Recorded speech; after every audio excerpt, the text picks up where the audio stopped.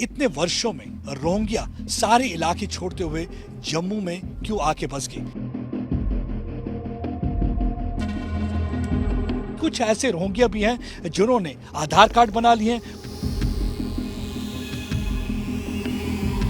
किन लोगों ने इनको बसाया? कौन इनको वहां से सरहद पार करके लाया?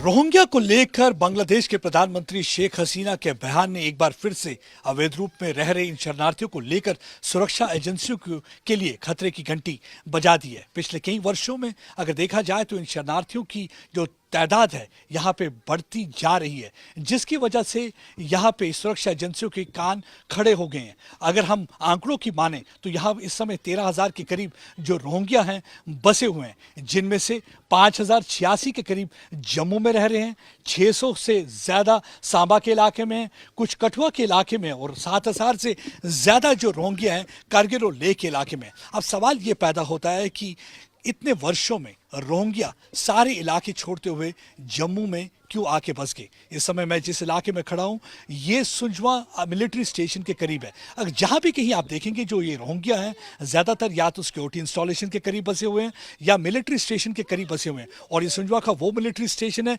जहां पे 3 फिदायीन हमले पिछले कुछ वर्षों में हो चुके हैं।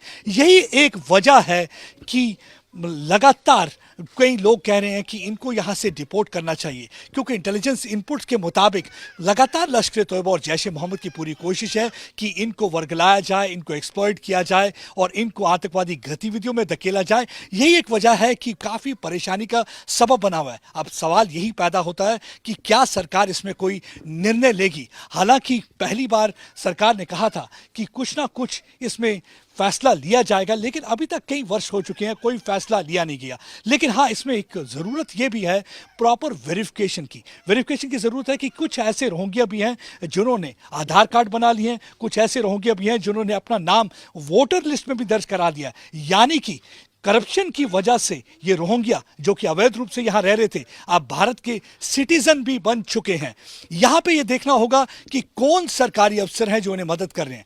अगर सरकारी अफसर मदद नहीं कर रहे, क्या वो फेक बनाए हुए थे, इन्होंने खुद बनाए हुए थे? हमने कुछ लोगों से यहाँ पे बात की और हमें पता लगा कि हाँ, कुछ लोगों ने यहाँ पे जो है आधार कार्ड भी बनाए हुए हैं। लेकिन कुछ लोग कह रहे हैं कि हम यहाँ पे सिर्फ यूनाइटेड नेशन का जो हमें कार्ड मिला हुआ है उसी कार्ड के तहत हम यहाँ पे रुक रहे हैं। लेकिन सुरक्षा एजेंसियों के लिए परेशानी का सबब है, क्योंकि ज़्यादातर या तो मिलिट्री स्टेशन सुंजवा के पास हैं, या तो सरहदी इलाका सांबा या कठुआ के पास रह रहे हैं, या पुलिस लाइन्स के करीब रह रहे हैं। तो इन इलाकों में आके किन लोगों ने इनको बसाया?